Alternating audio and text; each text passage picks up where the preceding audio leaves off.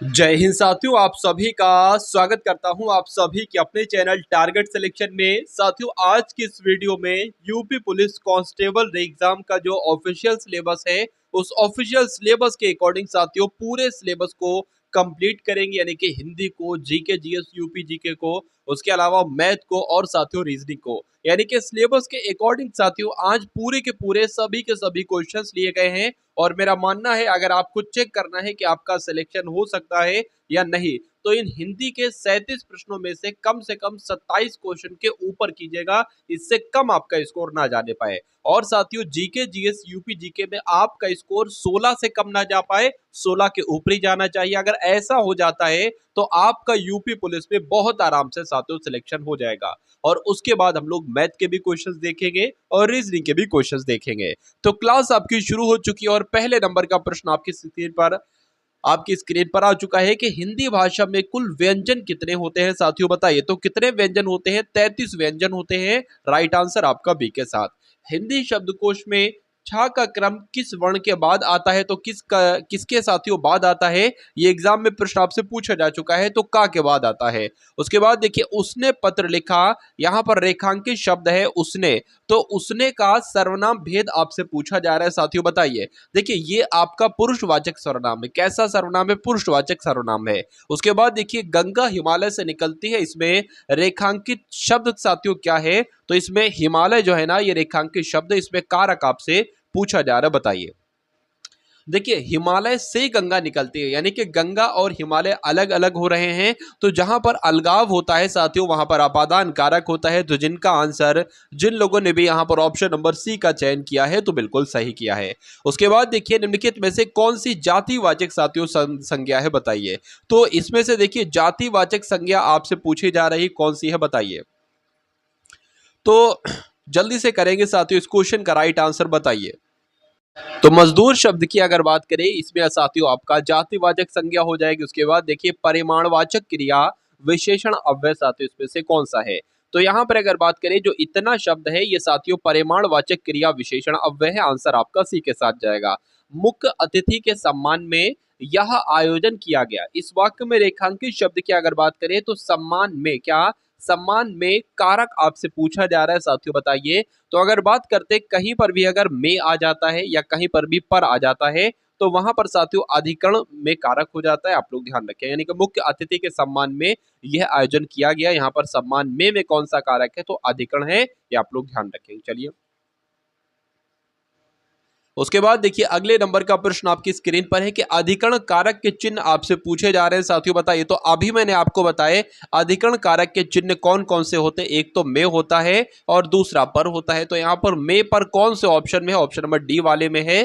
तो जिनका आंसर, जिन लोगों ने भी यहाँ पर डी का चयन किया था, तो बिल्कुल सही किया था। उसके बाद देखिए, अगले नंबर का प्रश्न है कि जब क्रिया का प्रधान कर्ता होता है, क्या साथियों? बहुत ध्यान से देखिएगा, जब क्रिया का प्रधान कर्ता होता है तो कौन सा वाच्य होता है? तो साथियों कर्तृवाच्य होता है। ये आप लोग ध्यान रखेंगे। राइट आंसर आपका जाएगा बी के साथ। उसके बाद देखिए, विकारी शब्द आपसे पूछे जा रहे हैं साथियों, विकारी शब्द कौन से होते हैं? देखिए, एक आपने सुन रखा होगा विकारी शब्द और एक आपने सुन रखा होगा अविकारी शब्द। असल में विकार का मतलब होता है परिवर्तन। विकारी शब्द वो होते हैं जिनमें परिवर्तन हो सकता है, अविकारी वो शब्द होते हैं जिसमें परिवर्तन नहीं हो सकता है। जैसे कि आज में परिवर्तन नहीं हो सकता है, इधर में नहीं हो सकता है, परंतु में नहीं हो सकता है, लेकिन लड़का शब्द में परिवर्तन हो सकता है, यानी कि विकार इसमें हो सकता है। तो विकार शब्द कौन सा होगा? लड़का होगा। लड़का का लड़की भी हो जाएगा, लड़के भी हो जाएगा, तो ये परिवर्तन हो गया कुल मिला के। उसके बाद देखिए, अगला प्रश्न है साथियों आपकी स्क्रीन पर और आपसे पूछा जा रहा है, आपसे पूछा जा रहा है कि कुल मिला के विलोम आपको बताना है। यहां पर उद्यम शब्द का बताइए। तो उद्यम किसको कहा जाता है? जो साथियों थोड़ा सा मेहनती टाइप का होता है, तो इसका विलोम क्या हो जाएगा? आलस से इसका विलोम हो जाएगा। राइट आंसर आपका बी के साथ जाएगा। अनिवार्य का भी अब आपको साथियों विलोम बताए। अनिवार्य का मतलब होता है भाई, ये काम तो कंपलसरी है, मतलब करना ही करना है, ठीक है ना। तो कुल मिला के अगर बात करते देखिए वैकल्पिक की अगर बात करें ये भी अनिवार्य का विलोम हो जाएगा और ऐच्छिक की अगर बात करें ये भी साथियों अनिवार्य का विलोम हो जाएगा। इसलिए राइट आंसर आपका जो जाएगा वो ऑप्शन नंबर डी के साथ जाएगा। विस्तृत का विलोम आपसे पूछा जा रहा है साथियों, बताइए। तो विस्तृत मतलब साथियों बहुत लंबा चौड़ा करके कुछ लिखना है या कोई बात बताना है, बहुत विस्तृत बताना है। लेकिन इसको शॉर्ट में साथियों क्या कहते हैं, मतलब शॉर्ट एक तरीके से संक्षिप्त को ही कहते हैं हिंदी में, ठीक है ना। जैसे कि आप पढ़ते नहीं लॉन्ग क्वेश्चन आंसर वो विस्तृत हो जाएगा और शॉर्ट क्वेश्चन आंसर वो संक्षिप्त हो जाएगा। तो कुल मिला के अगर बात करते हैं आंसर आपका बी है, तो जिनका करेक्ट है। चलिए उसके बाद देखिए अगले नंबर का प्रश्न आपकी स्क्रीन पर देखिए और बताइए राइट आंसर। यहां पर साथियों बात करें तो उन्मुख का विलोम आपसे पूछा जा रहा है, तो उन्मुख का विलोम क्या हो जाएगा, विमुख हो जाएगा। राइट आंसर आपका बी के साथ। अभी तक आपने देखे अभी तक आपने देखे विलोम, अब आप देखेंगे साथियों पर्यायवाची यानी कि पराग का पर्यायवाची साथियों क्या होगा, तो पराग का मतलब खुशबू होता है यानी कि सुगंध होता है। राइट आंसर आपका सी के साथ। विरासते का पर्यायवाची क्या हो जाएगा साथियों, बताइए। तो इसमें से अगर बात करें दाय शब्द, ये विरासत शब्द का पर्यायवाची हो जाएगा। उसके बाद देखिए मृगधर की अगर बात करें तो मृगधर का साथियों क्या होगा, बताइए। तो मृगधर की अगर बात करें, मृगधर यानी कि शिव कहते हैं साथियों, पर्यायवाची आपका शिव हो जाएगा। मनसिज की अगर बात करते हैं तो मनसिज का साथियों कामदेव पर्यायवाची हो जाएगा। राइट आंसर आपका सी के साथ।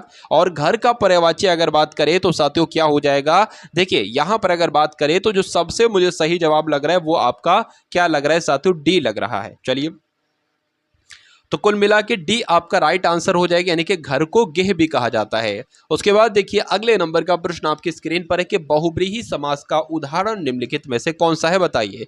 तो बहुब्रीहि समास कहां पर लग रहा है, तो जैसे ऑप्शन नंबर सी में जो शब्द लिखा हुआ है ना, यहां पर आपको बहुब्रीहि समास लग रहा होगा।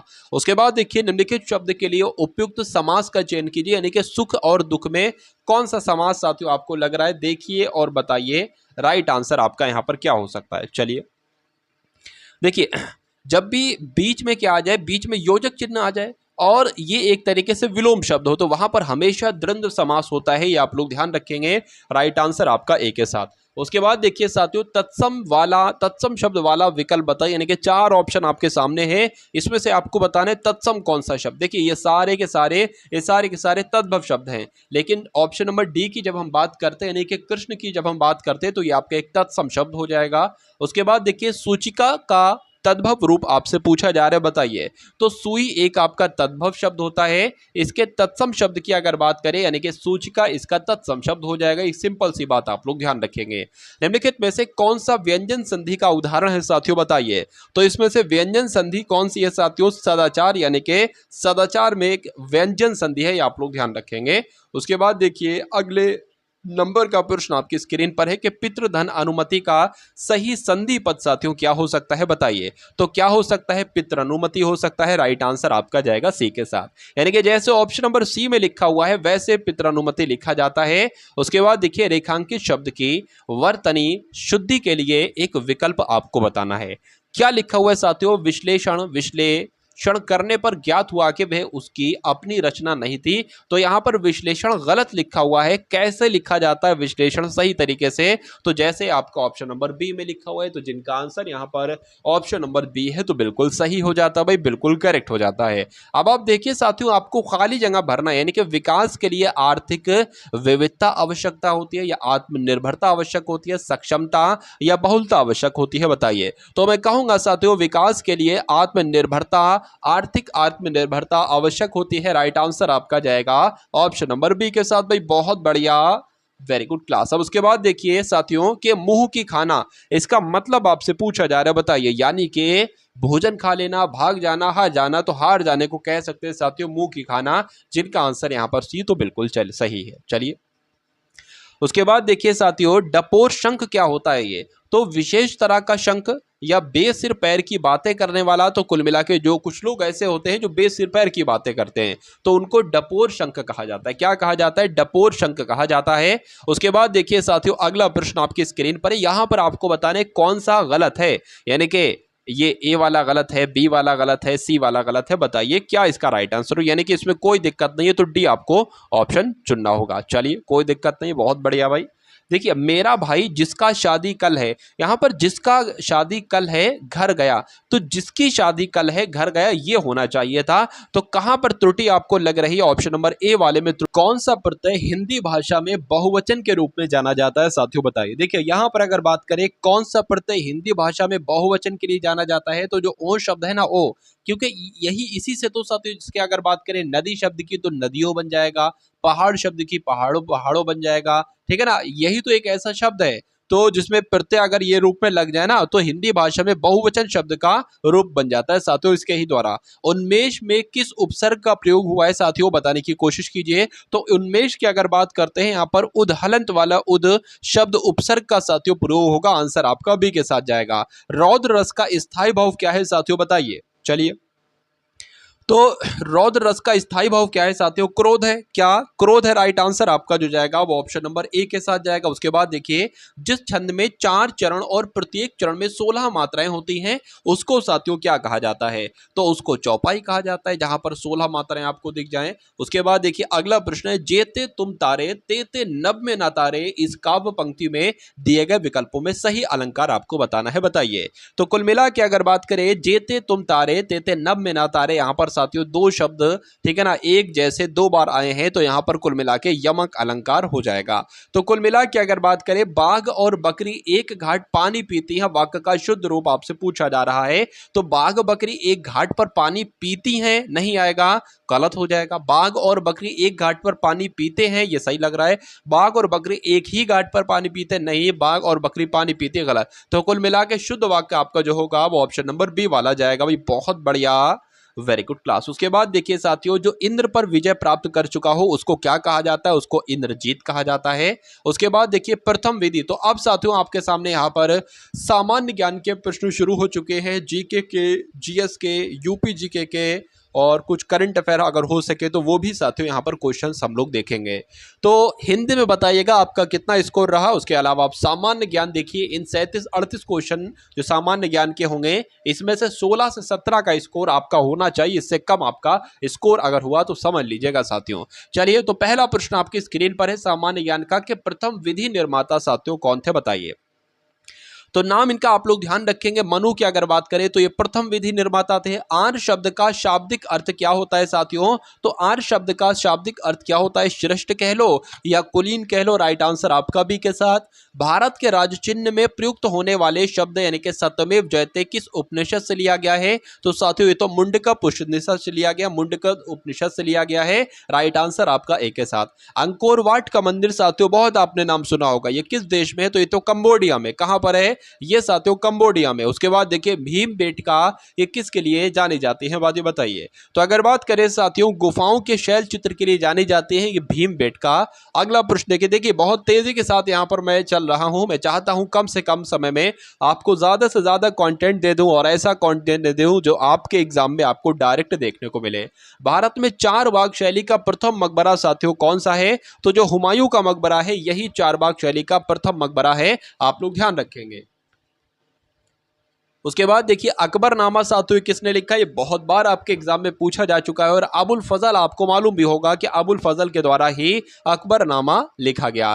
किस अधिनियम में पहली बार भारत के लिए संघीय संरचना प्रस्तुत की गई थी साथियों, बताइए। तो जो 1935 का अधिनियम था, इस अधिनियम में पहली बार भारत के लिए संघीय संरचना प्रस्तुत की गई थी। उसके बाद देखिए किसी संवैधानिक संशोधन अधिनियम ने राज्य के नीति निर्देशक तत्वों को मौलिक अधिकारों की अपेक्षा अधिक प्रभावशाली बनाया है। तो किस संवैधानिक संशोधन अधिनियम की बात चल रही है? 42वां संविधान संशोधन अधिनियम 1976 की बात चल रही है, ये आप लोग ध्यान रखेंगे, राइट आंसर आपका एक के साथ जाएगा। भारतीय संविधान का कौन सा अंग समाजवादी व्यवस्था स्थापित करने की प्रेरणा देता है? तो जो राज्य के नीति निर्देशक तत्व होते हैं साथियों, ये आपको ध्यान रखना है, समाजवादी व्यवस्था स्थापित करने की प्रेरणा देते हैं। उसके बाद देखिए आपके सामने जो प्रश्न है वह है साथियों, राज्य विधानसभा का गठन संविधान के किस अनुच्छेद के तहत किया जाता है? तो ये तो अनुच्छेद 170 के तहत किया जाता है राज्य विधानसभा का गठन। भूपृष्ठ की किस परत में बेसाल्ट चट्टानें साथियों अधिकतम होती है, बताइए। तो यहां पर अगर बात करते हैं आपको राइट ध्यान रखना है साथियों, भूपृष्ठ की परत में बेसाल्ट चट्टानें अधिकतम होती हैं, ये सीमा परत की अगर बात करें तो ये आपका राइट आंसर हो जाएगा ऑप्शन नंबर बी। आइसोहोल रेखाओं द्वारा क्या प्रदर्शित किया जाता है? तो साथियों समान धूप प्रदर्शित की जाती है। आंसर आपका सी के साथ जाएगा। उसके बाद देखिए अगला प्रश्न है साथियों आपके स्क्रीन पर कि दक्षिण अमेरिका महाद्वीप के 2 स्थल अवरुद्ध देश कौन से हैं साथियों, बताइए। चलिए तो यहां पर अगर बात करें पराग्वे और बोलिविया आपका बिल्कुल सही जवाब हो जाता है। आंसर आपका जो जाएगा वो ऑप्शन नंबर सी के साथ जाएगा। उसके बाद देखिए सेंटोस क्या है साथियों, बताइए। तो अगर बात करें सेंटोस क्या है, तो ब्राजील का एक बंदरगाह है साथियों। क्या? ब्राजील का एक बंदरगाह है सेंटोस जिसका नाम है। गदर पार्टी के संस्थापक कौन थे साथियों? तो लाला हरदयाल ही गदर पार्टी के संस्थापक थे। आंसर आपका जाएगा बी सी के साथ। उसके बाद देखिए कथकली नृत्य किस राज्य से संबंधित है साथियों, बताइए। तो कथकली तो मैं आपको कई बार बता चुका हूं, ये तो केरल में होता है साथियों कथकली नृत्य। उसके बाद देखिए इंटीग्रल कोच फैक्ट्री ये कहां पर स्थित है? तो ये साथियों पेराम्बूर में स्थित है। कहां पर स्थित है साथियों? पेराम्बूर में स्थित है। राइट आंसर आपका ए के साथ जाएगा। उसके बाद देखिए त्रिभाषा सूत्र की सिफारिश किस समिति ने की थी? तो किस समिति ने की थी साथियों? यहां पर अगर बात करते हैं तो आप लोग ध्यान रखेंगे कोठारी समिति ने की थी। राइट आंसर आपका जो जाएगा वो ऑप्शन नंबर बी के साथ जाएगा। उसके बाद देखिए भारत में एक ही संविधान प्रत्येक राज्य और केंद्र के लिए है, केवल एक राज्य इसका अपवाद है। तो वो कौन सा राज्य साथियों जो अपवाद है? तो वो जम्मू कश्मीर है। राइट आंसर आपका बी के साथ जाएगा। वर्ष 19 देखिए आपको कोई क्वेश्चन दोबारा पढ़ना हो ना तो मैं तो साथियों रुक नहीं सकता, क्योंकि मुझे तो साथियों कम से कम टाइम में कवर करना है। तो आप उस वीडियो को पॉज कर लो और उस क्वेश्चन को साथियों बहुत आराम से पढ़ सकते हो। देखिए 1935 के अधिनियम के द्वारा स्थापित संघ में अवशिष्ट शक्तियां किसको दी गई थी साथियों, बताइए। तो किसको दी गई थी? गवर्नर जनरल को दी गई थी। राइट आंसर आपका सी के साथ। राज्यपाल को पद एवं गोपनीयता की शपथ कौन दिलवाते हैं? तो कौन दिलवाते हैं साथियों, बताने की कोशिश करेंगे। तो यह राज्य के उच्च न्यायालय के मुख्य न्यायाधीश दिलाते हैं। राइट आंसर आपका सी के साथ जाएगा। चलिए उसके बाद देखिए साथियों अगले नंबर का प्रश्न आपकी स्क्रीन पर है कि लोकसभा के अध्यक्ष को हटाया जा सकता है। तो लोकसभा के कुल सदस्यों के बहुमत के द्वारा पारित प्रस्ताव से ही साथियों लोकसभा के अध्यक्ष को हटाया जा सकता है। राइट आंसर आपका ऑप्शन नंबर ए के साथ जाएगा। नए राज्य के गठन की शक्ति किसमें निहित होती है, बताइए। तो ये तो संसद में ही निहित होती है साथियों नए राज्य के गठन की शक्ति। यानी कि उसके बाद देखिए कि कार्य का मात्रक साथियों क्या है? तो कार्य का मात्रक क्या है? जूल जो है ना ये कार्य का ही मात्रक है। राइट आंसर आपका ए के साथ जाएगा। प्रकाश का कणिका सिद्धांत किसने दिया था, बताइए।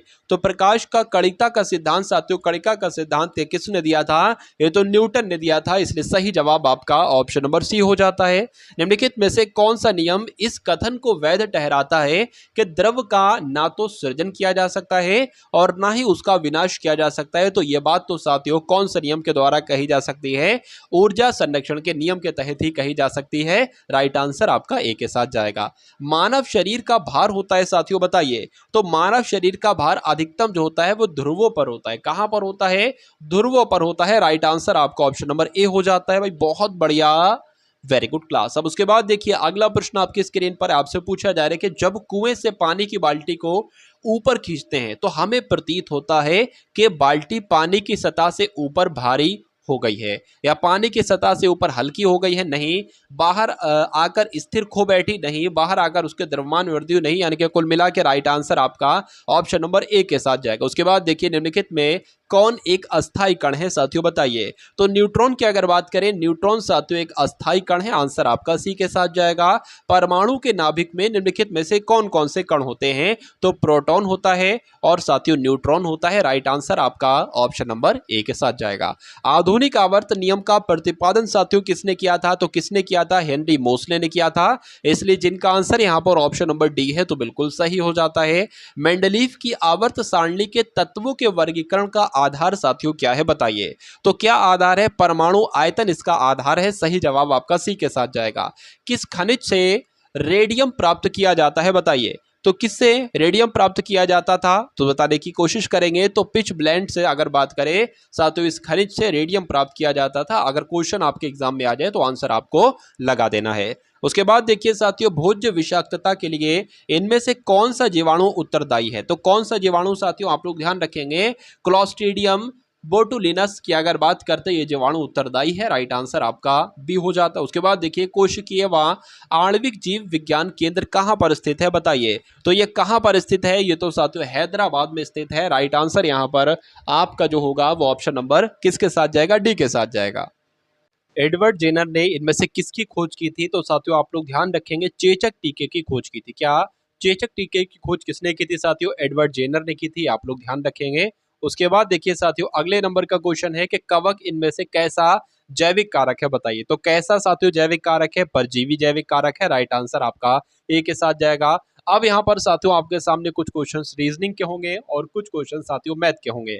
तो रीजनिंग का पहला सवाल आपकी स्क्रीन पर है, आपको देखना है साथियों कि आकृति में बलिष्ठ और अनुशासित, मतलब जो सर्किल में जो नंबर लिखे हैं ना वो एक तरीके से बलिष्ठ हैं। चलिए, जो आपके वर्ग में जो नंबर दिए गए हैं ये वर्ग में वो आपके अनुशासित हैं, और जो ट्रायंगल दिया गया है, त्रिभुज दिया गया है, इसमें साथियों लड़कियां लड़कियां हैं, और जो आयत दिया गया है वो आपका लड़के लड़के उसमें। तो पूछा जा रहा है कि वो नंबर मुझे बताइए, मतलब जो बलिष्ठ हो, अनुशासित हो और लड़के हों। यानी कि बलिष्ठ का मतलब क्या है? इसके अंतर्गत होना चाहिए। चलिए, इसके अंतर्गत हो जाएगा। चलिए, उसके अलावा अनुशासित हो यानी कि यहाँ पर वाला हो, इसके अंतर्गत भी हो।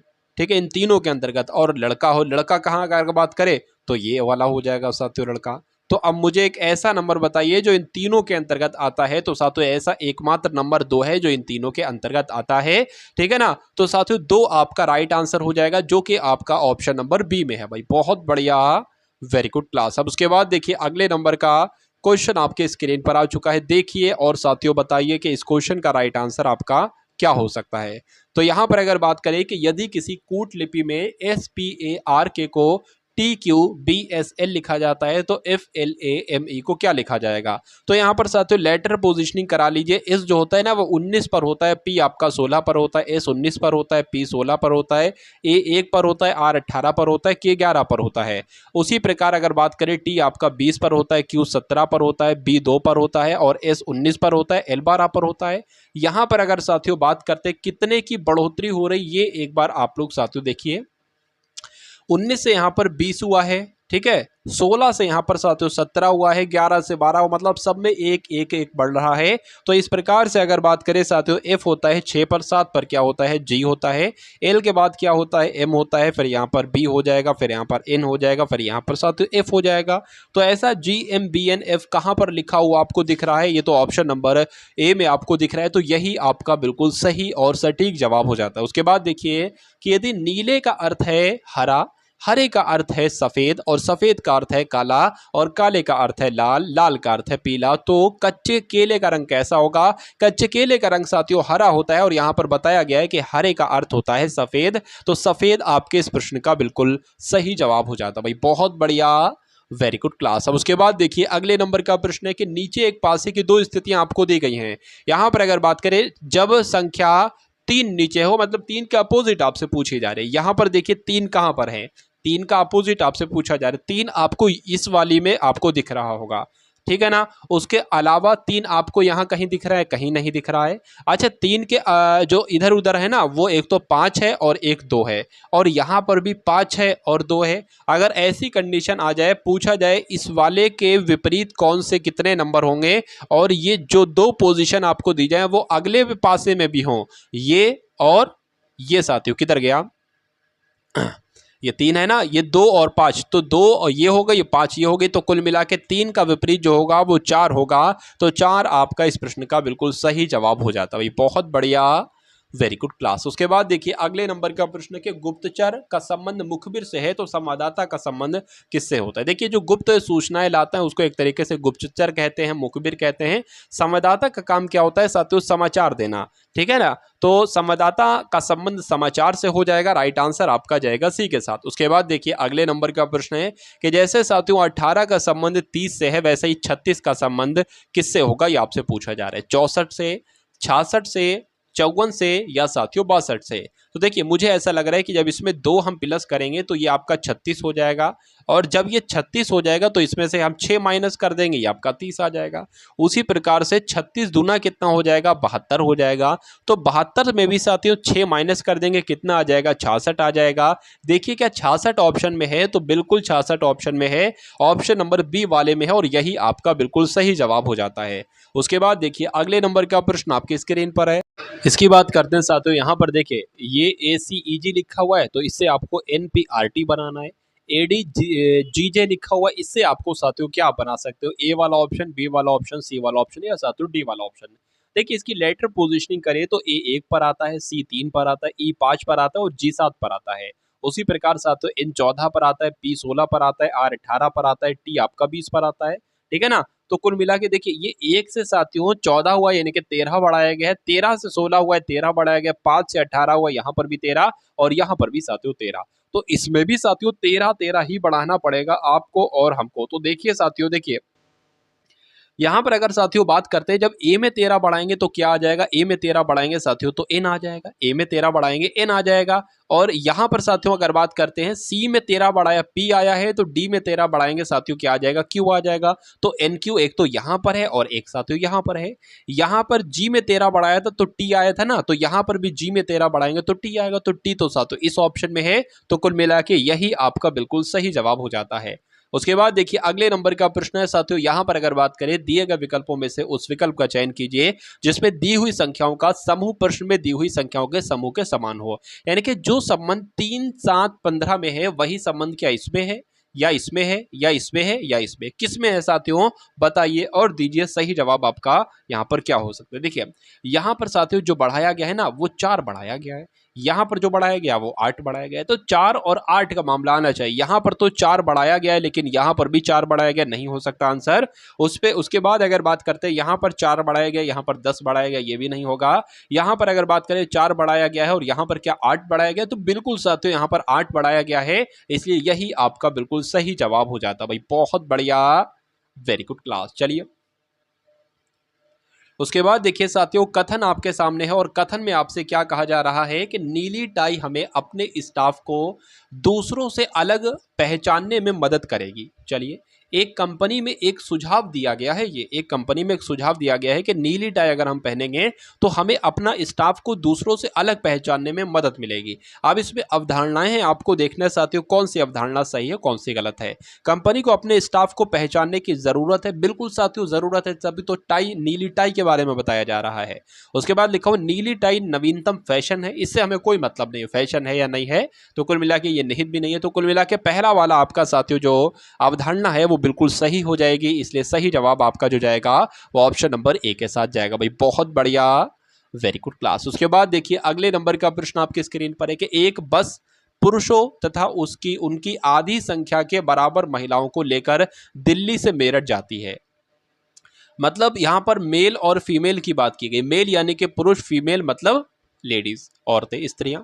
एक बस में पुरुष और उनकी आधी संख्या के बराबर महिलाएं हैं, तो अगर कह सकते हैं कि अगर महिलाएं एक्स हैं तो फीमेल यानी सॉरी महिलाएं एक्स हैं तो साथियों पुरुष कितने होंगे 2x होंगे, इसका मतलब यही होगा बिल्कुल। तो ये ऐसा बैठकर बस में दिल्ली से चलती है, मेरठ पहुंचने पर 10 पुरुष उतर जाते हैं, तो साथियों 10 हम इसमें से कम कर देते हैं, 2x में से 10 हम कम कर देंगे, 10 क्या होता है 10 पुरुष उतर जाते, ठीक है, 5 महिलाएं सवार हो जाती हैं। अच्छा भाई 5 महिलाएं सवार हो जाती हैं। अब बस में पुरुषों और महिलाओं की संख्या बराबर है। देखिए जब यहां पर से 5 महिलाएं उतर जाती हैं ना, जब 5 महिलाएं उतर जाती हैं तो कहा जा रहा है कि अब पुरुष और महिलाओं की संख्या बराबर है, तभी तो हमने यहां पर बराबर लगाया और बराबर का निशान भी यही होता है, जितना ये है उतना ही ये है। तो कुल मिला के इसको जरा सॉल्व करो। अच्छा पूछा क्या गया है कि प्रारंभ में दिल्ली से कुल कितनी यात्री, मतलब जो शुरुआत में चले थे ना यहां से, तो कितने पुरुष और स्त्रियों थे ये आपसे पूछा जा रहा है। अरे भाई पुरुष थे 2x और महिलाएं थी x, यानी कि कुल मिला के 3x थे। तो जब हम x का मान ज्ञात कर लेंगे तो हम उसकी 3 से गुणा कर लेंगे और हमें मालूम पड़ जाएगा कि शुरुआत में बस में कितने पुरुष और स्त्री थे। देखिए ये 2x लिखा हुआ है, बिल्कुल लिखा हुआ है, बराबर के उधर x है साथियों, बराबर के इधर x आ जाएगा। अब इसकी अगर बात करिए माइनस का है, ये साथियों क्या हो जाएगी आपका प्लस का हो जाएगा, ठीक है ना, और ये आपका माइनस का हो जाएगा। उसके अलावा अगर बात करें x बराबर साथियों क्या आ जाएगा, x बराबर आपका जो आ जाएगा ना वो साथियों 5 आ जाएगा। चलिए इतनी बात साथियों आपको उम्मीद करता हूँ समझ में आ गई होगी। अच्छा यहाँ पर एक दिक्कत हो गई कि यहाँ पर हमने जो है ना वो 5 महिलाएं उतर रही, बल्कि नहीं 5 महिलाएं सवार हो रही हैं। जब 5 महिलाएं सवार होंगी तो ये तो ऐड होंगी ना, जुड़ेंगी, तो कुल मिला के यहाँ पर साथियों 15 हो जाएगा। और जब 15 हो जाएगा ना, x की वैल्यू निकल चुकी है, 3x की वैल्यू क्या हो जाएगी 45 हो जाएगी। तो हम कह सकते हैं साथियों शुरू में बस में महिलाएं और पुरुषों की संख्या कितनी होती है, तो साथियों 45 होती है। राइट आंसर आपका जाएगा ऑप्शन नंबर बी के साथ भी। बहुत बढ़िया, वेरी गुड क्लास। देखिए यहाँ पर प्लस का अर्थ है माइनस और उसके बाद यहाँ पर कुछ मिसिंग है, तो मैं आपको यहाँ पर लिखकर बता देता हूँ साथियों।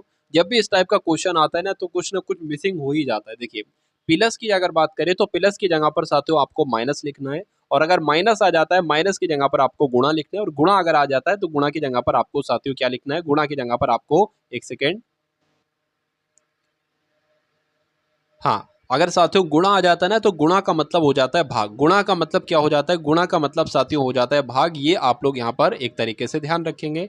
तो गुणा का मतलब हो गया एक तरीके से भाग, और उसके बाद इकलौता एक क्या बचा, भाग बचा। भाग का मतलब हो जाएगा साथियों प्लस। चलिए अब इसको देखिए साथियों, यहाँ पर क्या है, 30 है, 5 है, 30 है, 5 है, और 5 है, और फिर 5 है, और फिर 5 है। चलिए उसके बाद गुणा लिखा हुआ, गुणा का मतलब है साथियों भाग, तो यहाँ पर भाग लिख देंगे। भाग लिखा है, भाग का मतलब होता है प्लस, प्लस आ जाएगा। माइनस लिखा है, माइनस का मतलब गुणा हो जाएगा, और प्लस लिखा है, प्लस का मतलब माइनस हो जाएगा।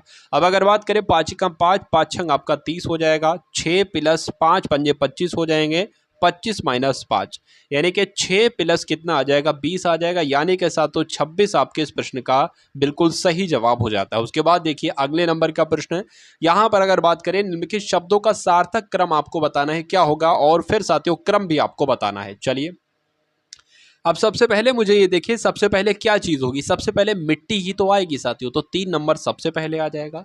उसके बाद मिट्टी के बाद साथियों क्या होगा, एकदम पुष्प थोड़ी ना आ जाएगा, ना पौधा आ जाएगा, ना फल आ जाएगा, उसमें बीज डालोगे यानी कि 1 लिखेंगे, तो ये भी हो गया, ये भी हो गया। अब बीज डालने के बाद साथियों पौधा ही तो आएगा, तो यहाँ पर 4 हो गया। अब पौधा डालने के बाद फल आ जाएगा या पुष्प आएगा, देखिए पुष्प आता है पहले, और पुष्प के बाद साथियों फल आता है, तो कुल मिला के कुछ ये क्रम आपका बनेगा, यानी कि 31,425 बनेगा। तो 31,425 देख लीजिए कहां पर लिखा हुआ है, ऑप्शन नंबर डी में लिखा हुआ है, तो यही आपका बिल्कुल सही और सटीक जवाब हो जाता है। उसके बाद देखिए अगले नंबर का प्रश्न है साथियों, बकेट शब्द में ऐसे कितने अक्षर के जोड़े हैं जिसके बीच अक्षरमाला में उतने ही अक्षर शब्द में भी हो। साथियों देखिए इस टाइप का कभी भी क्वेश्चन आए तो साथियों आप जो यहां पर जैसे लिखा हो ना, ये आप साथियों लिख लो, ये आप क्या करो, ये आप साथियों लिख लो। चलिए और कहा जा रहा है इसमें ऐसे कितने अक्षर के जोड़े हैं जिसके बीच अक्षरमाला में भी उतने, यानी कि जो अंग्रेजी वर्णमाला है ना उनके बीच में भी उतने अक्षर आते, जैसे B C D E F G नहीं बना, यू यू के बाद भी कोई नहीं बन रहा है, के सी के बाद क्या आ गया, सी डी ई, हाँ यहां पर एक बन रहा है साथियों सी और ई, यानी कि सी डी ई। मतलब कहने का यह है कि देखिए सी जो अंग्रेजी वर्णमाला है ना उसके बीच भी सी और ई के बीच एक लेटर आता है, और यहाँ पर भी एक लेटर आया है, तो इसके अलावा तो और मुझे कुछ दिख ही नहीं रहा है। तो कुल मिला के मैं कहूँगा साथियों यहाँ पर एक ऐसा अक्षर जोड़ा है, एक ऐसा अक्षर जोड़ा है जिसके बीच में अक्षरमाला में भी उतने अक्षर आते हैं जिसमें यहाँ पर जितने दिए गए हैं। तो कुल मिला के ऐसा क्वेश्चन भी आपसे पूछा जाता है। उसके बाद देखिए अगले नंबर का प्रश्न है, तो यहाँ पर अगर साथियों बात करें कि 7 लड़कियां हैं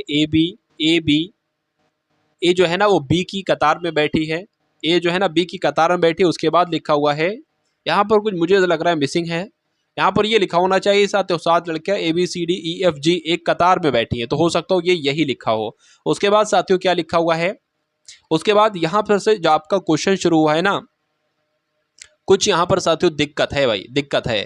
तो अच्छा समझ गया, कोई दिक्कत नहीं है। क्वेश्चन आपका जो शुरू होता है वो क्वेश्चन यहाँ से शुरू होता है साथियों, यहाँ से क्वेश्चन शुरू होता है। कहा जा रहा है कि पहले 7 लड़कियां हैं ना, तो 7 लड़कियों का एक काम करो, कतार बना लो साथियों, ये 7 लड़कियों की कतार बने, 1 2 3 4 5 6 7।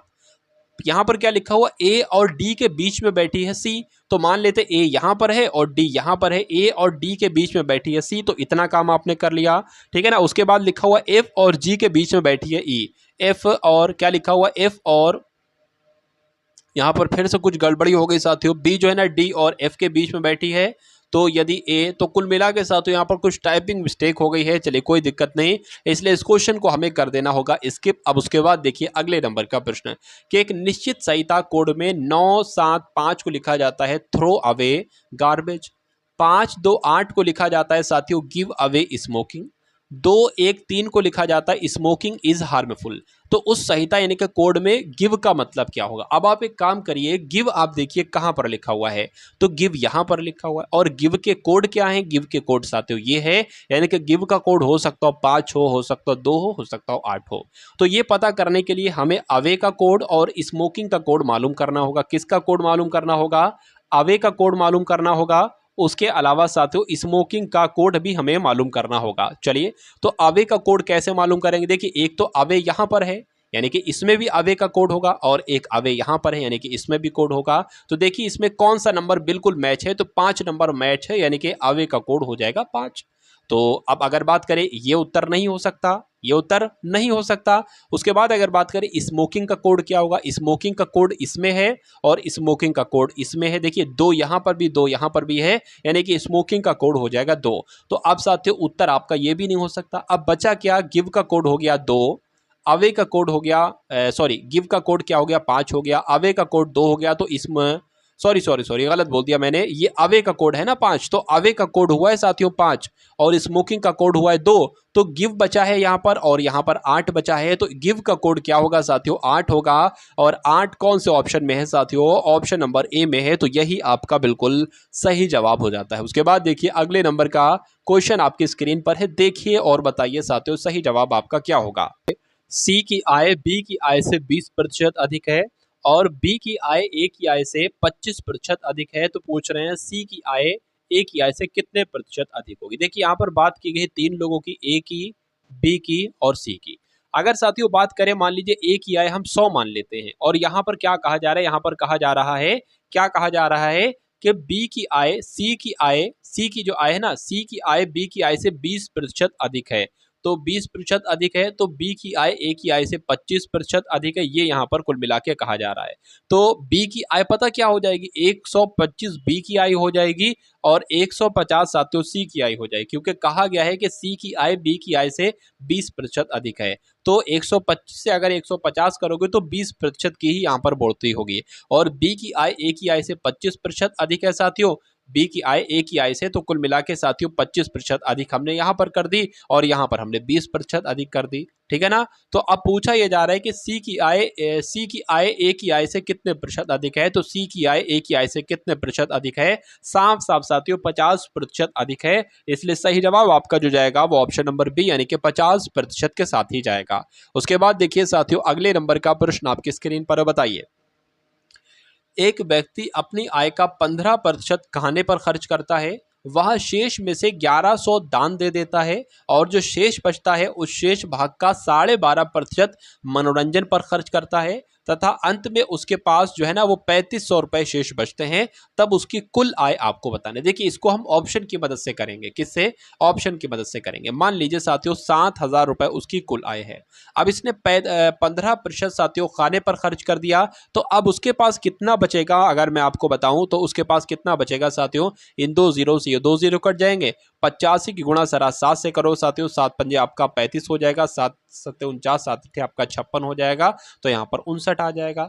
तो यहाँ पर अब उसको देखिए 15% खाने के खर्च करने के बाद उसके पास साथियों 5950 रुपए बचेंगे। अब कह रहे हैं कि 5950 रुपए में से 1100 वो दान दे देता है, तो उसके पास कितने रुपए बचेंगे? तो उसके पास साथियों 4850 रुपए बचेंगे। अब कह रहे हैं कि इन 4850 रुपए में से वो 12.5% खर्च कर देता है। तो साथियों अगर 12.5% खर्च कर देता है तो उसके पास कितने बचेंगे? 87.5% बचेंगे। और जब 87.5% बचेंगे तो अब उसके पास, यानी कि इसको कैलकुलेट करके अगर 3500 आ जाता है तो यही साथियों जवाब हो जाएगा। लेकिन अगर 3500 नहीं आता है तो ये जवाब नहीं होगा। अब अगर बात करें इस पॉइंट को हटा के ये 0 आ जाएगा, इस 0 को कट करके साथियों ये आ जाएगा, 5 से कट करेंगे 5 दूना 10, 0 आ गया साथियों। और यहाँ पर अगर बात करें 5 एकम 5 और यहाँ पर 3 आ जाएगा, 5 सत्ते 35, 5 पंजे 25 हो जाएगा। 5 चौक आपका साथियों 20 हो जाएगा, 5 तियां 15 और 5 पंजे 25 हो जाएगा। ठीक है ना? 4 से कट करेंगे साथियों, 4 से कट होगा नहीं ये कुल मिला के। तो कुल मिला के ये तो पॉइंट में साथियों आंसर आएगा। मतलब आंसर क्या? ये जो आपका 3500 आएगा नहीं, इसको कैलकुलेट करके 3500 नहीं आ रहा है, 3500 नहीं आ रहा है। तो अब साथियों यहाँ पर जरा ऑप्शन नंबर बी को लेकर चलिए। जब 10,000 का आप 15% देखिए खाने पर खर्च हो जाता है, यानी कि 85% बचता है, तो 10,000 का 85% कितना होगा? 8500 होगा। और इस 8500 में से साथियों 1100 दान दे दिया जाता है, तो अब कितना बचेगा? अब साथियों 7400 बचेगा। अब जरा देखिए 7400 में से अगर ये 12.5% मनोरंजन पर खर्च कर देते हैं, यानी कि अब साथियों कितना बचता है, 87.5% बचता है। तो अगर साथियों ये 87.5% 7400 का अगर 3500 होगा तो यही आपका उत्तर होगा। एक बार देख लीजिए, इस पॉइंट को हटाएंगे साथियों, यहाँ पर जीरो बढ़ाएंगे, ये 2 जीरो कट गए, इन 2 जीरो से 5 दूना 10 हो जाएगा और 5 एकम 5, 5 सत्ते 35, 5 दूना आपका 5 दूना आपका 10, एक सेकंड 5 पंजे यहाँ पर आ जाएगा, तो 5 पंजे आपका क्या हो गया साथियों 25 होगा। अरे 5 कम 5 37 हो गया, ये 5 सत्ते 35, 2 हो गया 25 हो गया, 5 पंजे 25 हो जाएगा। 2 से अगर इसको कट करेंगे तो 2 3 आपका 6 हो जाएगा, 2 सत्ते 14 हो जाएगा। यानी कि अब यहाँ पर एक साफ साफ चीज देखिए, अब आपकी अगर साथियों बात करते हैं ना, देखिए 37 की गुणा 175 से करेंगे, यानी कि 5 की गुणा 5 से करेंगे तो 35 आ रहा है, यानी कि लास्ट में 5 आ रहा है, लेकिन यहाँ पर 5 नहीं है, 0 है, तो ये भी आपका जवाब नहीं हो सकता। अब इसी प्रकार से हम लोग एक बार सी को देख लेते हैं, ठीक है ना। तो 6000 लिखा हुआ है, 6000 का 85% साथियों कितना होगा, तो 6000 का 85% कितना होगा, 2 जीरो से 2 जीरो कट गए, 85 की गुणा साथियों 6 से कर लीजिए, 6 पंजे 30 हो जाएगा, 6 चंग 36, 6 सत्ते 42, 6 48 हो जाएगा, 48 49 50 51 हो जाएगा, यानी कि ये 5100 आ जाएगा। और 5100 में से 1100 घटा दिए जाएंगे, क्यों घटा दिए जाएंगे ये मैं आपको बतला चुका हूं, यहाँ पर 4000 बच जाएंगे। और देखिए साथियों के 4000 का ये 87%, 87.5% अगर 3500 है तो यही जवाब है, ठीक है ना। तो इन 3 जीरो से ये 3 जीरो कट जाएंगे। अब 875 की गुणा जरा 4 से करिए साथियों, देखिए 875 की गुणा 400, 4 पंजे आपका 20 हो जाएगा, 7 चौक आपका 28 हो जाएगा, 30 हो जाएगा, 4 ठे 32 और 3 आपका 35 हो जाएगा। बिल्कुल साथियों 35% आ चुका है, तो साथियों उसकी आय जो होगी वो 6000 होगी। राइट आंसर आपका सी के साथ जाएगा। थोड़ा सा साथियों लेंथी हो गया, लेकिन अगर ऑप्शन से करेंगे तो ऐसे ही आप कर पाएंगे। उसके बाद देखिए अगले नंबर का प्रश्न आपकी स्क्रीन पर है कि 4 वर्ष पूर्व जब पति पत्नी की शादी हुई, उनकी औसत आयु 21 वर्ष थी। यानी कि देखिए 4 वर्ष पहले की बात चल रही है, 2 लोग हैं पति पत्नी, और इन 2 लोगों की जो औसत आयु है वो 21 है। तो मैं कहूंगा इन दोनों की अगर आयु का कुल योग देखें तो 42 हो जाएगा। लेकिन ये 4 वर्ष पहले की बात चल रही है। 4 वर्ष अगर वर्तमान में आपको जानना है कि पति और पत्नी की आयु क्या है, तो एक तो पति की आयु इसमें बढ़ाइए और पत्नी की इसमें आयु बढ़ाइए, तो कुल मिला के ये 50 आपका हो जाएगा। यानी कि मैं कह सकता हूं पति और पत्नी की वर्तमान आयु का योग कितना है, 50 है। उसके बाद अच्छा क्या कहा गया है कि पति पत्नी इस दौरान पैदा हुए, पति पत्नी एवं इस दौरान पैदा हुए बच्चे की वर्तमान आयु औसत। यानी कि अब अगर साथियों बात करें, अब 3 लोग हो गए हैं, पति है, पत्नी है और उसका बच्चा है, और इन तीनों की जो वर्तमान आयु का औसत है एक तरीके से वो 17 है कहा गया है। अब 17 तीन कितने होते हैं, 51 होते हैं। तो अब अगर बात करें, पूछा जा रहा है कि इस जो बच्चा पैदा हुआ इसकी आयु क्या है। देखिए वर्तमान समय में तीनों लोगों की आयु का योग 51 है, और अगर पति पत्नी की आयु का जोड़े योगफल क्या होगा, 50 होगा। तो बच्चे की आयु क्या होगी साथियों, 1 वर्ष ही तो होगी, तो 1 वर्ष होगी, इसलिए 1 वर्ष आपका बिल्कुल सही और बिल्कुल सटीक जवाब हो जाता भाई। बहुत बढ़िया, वेरी गुड क्लास। चलिए उसके बाद देखिए अगले नंबर का प्रश्न है कि यदि एक दुकानदार किसी वस्तु पर 180 कम लेता है तो उसका लाभ घटकर 15% से 12% हो जाता है। यानी कि अगर साथियों 115% में कोई वस्तु बेची जा रही है और एकदम से वो 112% में बेची जाती है, तो वो साथियों 180 रुपए में जाकर जो है ना 180 कम हो जाते हैं। तो मैं कह सकता हूं साथियों 3% की अगर बात करें तो 3% की जो वैल्यू है वो 180 है। अच्छा 1% की वैल्यू पता क्या होगी, 180/3 यानी कि 60 होगी। तो यहां पर वस्तु का विक्रय मूल्य आपसे पूछा जा रहा है साथियों क्या है। देखिए वस्तु बेची तो जा रही थी 15% के लाभ से, यानी कि 115% के हिसाब से, 115% के हिसाब से वस्तु बेची जा रही थी। तो जब 1% की वैल्यू 60 है तो 115% की वैल्यू साथियों क्या हो जाएगी, 115 गुणा 60 हो जाएगी। इसकी गुणा आपको कर देना है, बस आपको आंसर आपका मिल जाएगा। तो 6 पंजे साथियों 30 हो जाएगा, 6 कम 6 और 3 9 हो जाएगा, 6 कम 9 हो जाएगा और 0 का 0 लग जाएगा। तो 6900 साथियों कि आपकी वस्तु का विक्रय मूल्य हो जाएगा। राइट आंसर आपका ऑप्शन नंबर बी के साथ जाएगा। चलिए 18 लीटर के मिश्रण में एसिड है और पानी है, और यहाँ पर कहा जा रहा है 18 लीटर के मिश्रण में एसिड और पानी 5:1 के अनुपात में है। जब x लीटर पानी को मिश्रण में मिलाया जाता है तो एसिड और पानी का अनुपात 3:1 हो जाता है। तो x का मान साथियों आपसे पूछा जा रहा है। x का मान क्या है कि जितना लीटर पानी मिश्रण में मिलाया जाता है, पूछ रहे हैं कितना लीटर पानी मिश्रण में मिलाया जाता है। देखिए 18 लीटर अगर मिश्रण में सब कुछ है और कहा जा रहा है कि 5 और 1 के अनुपात में, यानी कि एसिड अगर 5 है तो पानी 1 है, तो हम देख लेते हैं एसिड कितना है पानी कितना है।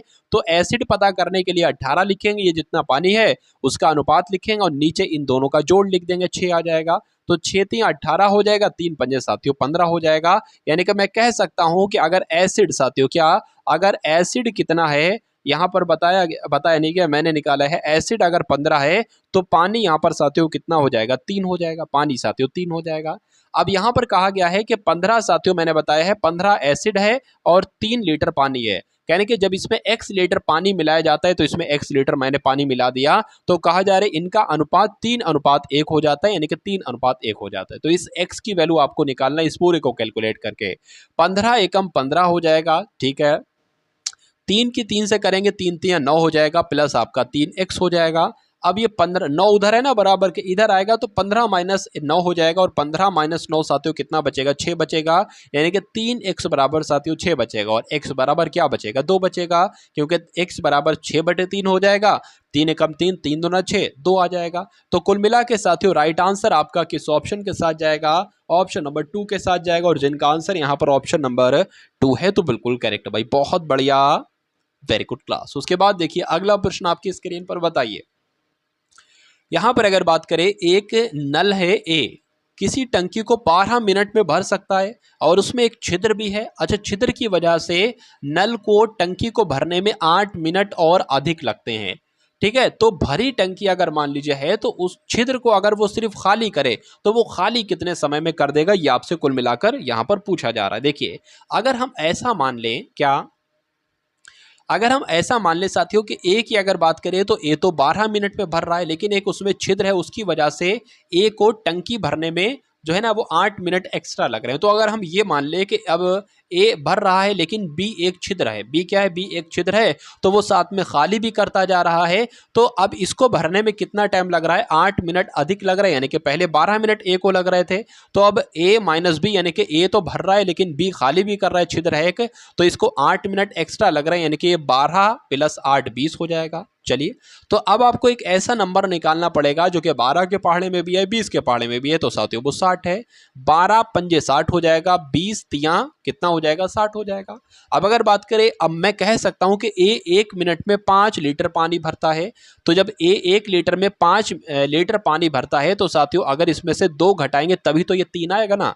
तो मैं कह सकता हूं कि बी जो है ना, यानी कि छिद्र जो है ना, ये 1 मिनट में 2 लीटर पानी निकाल रहा है छिद्र की वजह से। अच्छा, ये नंबर पता क्या होता है, ये टोटल काम होता है, यानी कि कितना पानी उसमें है इसका ये काम होता है, या उस पूरे बाल्टे में कितना लीटर पानी आ सकता है।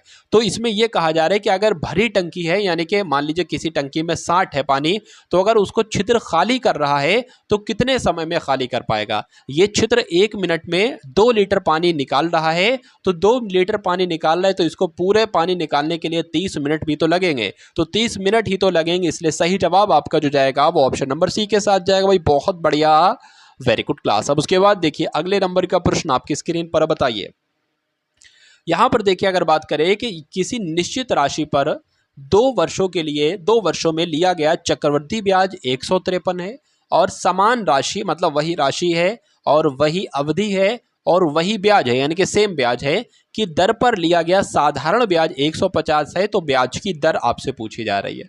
देखिए कभी भी आपके सामने चक्रवृद्धि ब्याज आ जाए और साधारण ब्याज आ जाए और आपसे ब्याज की दर पूछी जाए और ये भी लिखा हो कि समान समय है, मतलब अवधि जो जा रही है वो समान है और राशि जो है वो समान है, तो आपको पता क्या करना है, आपको साथियों चक्रवृद्धि ब्याज में से सबसे पहले साधारण ब्याज को घटाना है और उसके अलावा साथियों 100 से आपको गुणा कराना है और उसके अलावा नीचे आपको पता क्या लिखना है, 1 वर्ष का साधारण ब्याज लिखना है। ये साथियों 2 वर्ष का यहाँ पर साधारण ब्याज दे रखा है, तो 1 वर्ष का साधारण ब्याज क्या हो जाएगा, 75 हो जाएगा। ऊपर कितना बचेगा साथियों, 3 बचेगा, गुणा 100 से होगी 300 हो जाएगी, 75 हो जाएगी। तो कुल मिला के साथियों अगर बात करते हैं 75 दूना 150, 75 चौक कितना हो जाएगा, 75 चौक साथियों हो जाएगा आपका 300, यानी कि दर कितने निकलेगी, 4% की साथियों दर निकलेगी। आंसर आपका जाएगा ऑप्शन नंबर ए के साथ भाई, बहुत बढ़िया, वेरी गुड क्लास। अब उसके बाद देखिए साथियों अगले नंबर का प्रश्न आपकी स्क्रीन पर बताइए। ये देखने में जितना लंबा चौड़ा प्रश्न लग रहा है साथियों, इसका सॉल्यूशन उतना ही आसान आपके लिए कर दूंगा। एक कार कुल समय में निश्चित दूरी को 3 बराबर भागों में तय करती है। प्रथम भाग में 40 किलोमीटर प्रति घंटा, उसके बाद 40 किलोमीटर प्रति घंटा की चाल से दूरी तय करती है, ठीक है। दूसरे भाग में 60 किलोमीटर प्रति घंटा की चाल से दूरी तय करती है, और तीसरे भाग में 45 किलोमीटर प्रति घंटा की चाल से तीसरे भाग में दूरी तय करती है। तो उस कार की औसत चाल क्या होगी साथियों, ये आपसे कुल मिला के पूछा जा रहा है।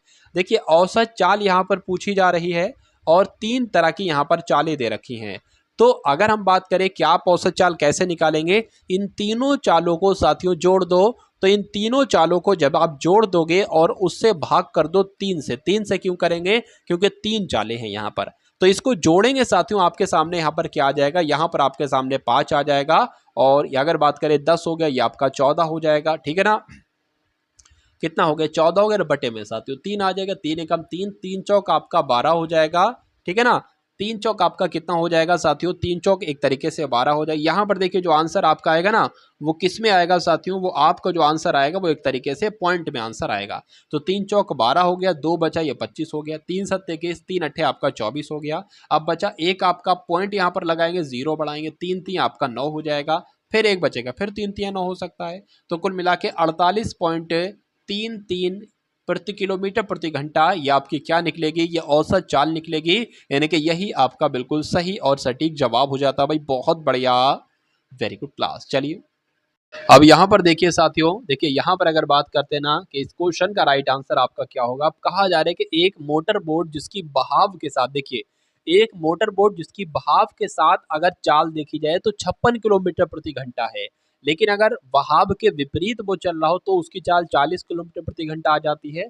तो नाव की चाल और धारा की चाल आपसे पूछी जा रही है। देखिए मतलब ये है जैसे मोटरसाइकिल चल रही है पश्चिम की तरफ, और पश्चिम की तरफ ही साथियों हवा चल रही है, मतलब पश्चिम की ही दिशा हवा चल रही है और पश्चिम में ही गाड़ी जा रही है। तो जाहिर सी बात है थोड़ी सी ज्यादा चलेगी, गाड़ी की स्पीड थोड़ी सी ज्यादा हो जाएगी। लेकिन जब अगर पूरब से मान लीजिए हवा आ रही है और आप पूरब की तरफ गाड़ी चला रहे हो, पूरब की तरफ हवा आ रही है, जा नहीं रही है, तो जाहिर सी बात है गाड़ी चलने में थोड़ी दिक्कत लेगी, यानी कि गाड़ी थोड़ी सी हल्की चल सकती है। तो कुल मिला के वही आपसे पूछा जा रहा है कि उस नाव की चाल भी बताइए, यानी कि जो मोटर बोट है इसकी चाल बताइए और धारा की चाल भी बताइए। देखिए यहाँ पर अगर हम बात करते हैं साथियों, जब किसकी बात करते हैं, जब धारा की चाल की बात करते हैं, तो धारा की चाल पता कैसे निकलेगी। धारा की चाल निकलती है कि बहाव के साथ चाल माइनस बहाव के विपरीत चाल। तो बहाव के साथ चाल 56 माइनस की अगर बात करें माइनस बहाव के विपरीत चाल बटा 2, ये आपकी पता क्या हो जाएगी, आपकी धारा की चाल हो जाएगी। यानी कि कितना बचेगा साथियों, 16 बचेगा बटे 2, तो 16 अट्ठे कितना, यानी कि 8 जो है ना, ये क्या निकलेगी, ये धारा की चाल निकलेगी। यानी कि 8 सिर्फ और सिर्फ यहाँ पर है और हमने धारा की चाल निकाली। अब अगर नाव की चाल हम देखें तो नाव की चाल साथियों कैसे निकलेगी, यहाँ पर देख लीजिए आप सभी साथियों। देखिए बहाव के साथ चाल कह रहे हैं और यहां पर कह रहे हैं कि बहाव के बिना चाल, यानी कि नॉर्मली अगर हवा बिल्कुल भी ना चले ना तो मुझे नाव की चाल बताइए। तो बहाव के साथ ये जब 56 किलोमीटर प्रति घंटा चल रही है और बहाव की चाल है 8 किलोमीटर प्रति घंटा, और जब 8 किलोमीटर प्रति घंटा इसमें से कम कर देंगे यानी कि 48 किलोमीटर प्रति घंटा हो जाएगी, तो वो साथियों बहाव के साथ, वो साथियों जो ना वो बहाव के बिना चाल कहलाएगी नाव की, यानी कि मोटर बोट की। तो 48 किलोमीटर प्रति घंटा हो जाएगी, यानी कि आंसर आपका जो जाएगा वो ऑप्शन नंबर डी के साथ जाएगा। अब उसके बाद देखिए अगले नंबर का प्रश्न आपकी स्क्रीन पर है। यदि निम्नलिखित आंकड़ों का बहुलक कितना है, 62 है, 21 है, 21 है, मतलब ये जो नंबर आपके सामने दे रखे ना, कहा जा रहा है कि इनका बहुलक 62 है। तो ज्ञात करें कि x के स्थान पर कौन सा स्थान आएगा ना, एक x के स्थान पर कौन सा नंबर आएगा, 63 आएगा, 62 आएगा या साथियों 64 आएगा। देखिए यहाँ पर बहुलक का मतलब ये होता है, जैसे मैं आपको एक एग्जाम्पल के तौर पर समझाऊं, ठीक है ना। देखिए अगर मैं आपको एक एग्जाम्पल के तौर पर समझाऊं, मैं कहूं कि इसका बहुलक क्या होगा, तो बहुलक का मतलब होता है जो सबसे ज्यादा बार नंबर आया है। 5 की अगर बात करें, मुझे सबसे ज्यादा बार दिख रहा है, एक बार ये, एक बार ये, एक बार ये, तो कुल मिला के जिस सीरीज में सबसे ज्यादा बार जो नंबर आया होता है वही साथियों बहुलक कहलाया जाता है। तो यहाँ पर क्या 21 है, 21 तो साथियों 3 बार आया है, 22 भी ज्यादा बार नहीं लग रहा है, 63 मुझे ज्यादा बार लग रहा है, क्या 63 1 2 3 4 5, यानी कि 63 साथियों जो आया है वो 5 बार आया है। चलिए 62 की अगर बात करें तो 1 2 3 4, 4 62 की अगर बात करते हैं तो ये साथियों 4 बार आया, लेकिन यहां पर कहा जा रहा है कि बहुलक 62 है तो x की जगह पर भी साथियों 62 ही आएगा, तभी आपका बहुलक कुल मिला के बन पाएगा। ठीक है ना। तो साथियों क्या आपका हो जाएगा, कुल मिला के 62 ही x की जगह पर आ जाएगा, इसलिए सही जवाब आपका जो जाएगा वो ऑप्शन नंबर बी के साथ जाएगा। क्योंकि इसने साथियों पहले ही बता दिया था कि बहुलक 62 है, तो कुछ ना कुछ करके हमको बहुलक 62 ही लाना था। तो कुल मिला के ये साथियों आपके कुछ मैथ के, रीजनिंग के और हिंदी के भी आपने देखे साथियों, सामान्य ज्ञान के भी आपने देखे क्वेश्चंस थे। तो कुल मिला के साथियों इसी प्रकार के और मॉडल पेपर और मॉक टेस्ट अगर आपको चाहिए हैं तो उसका लिंक मैंने आपको डिस्क्रिप्शन में दे रखा है। उनको साथियों अगर देख लेंगे तो साथियों चारों सब्जेक्ट की, चारों विषय की आपकी तैयारी बहुत तगड़ी हो जाएगी, और जब बहुत तगड़ी तैयारी हो जाती है तो पेपर बहुत आसानी से आपका निकल जाएगा। तो इस वीडियो को साथियों शेयर कीजिएगा, वीडियो को लाइक कीजिएगा, प्यारे कमेंट के माध्यम से बताइएगा कि क्लास आपको कैसी लगी। तो मिलते हैं हम सभी लोग आने वाली वीडियो में। जय हिंद साथियों।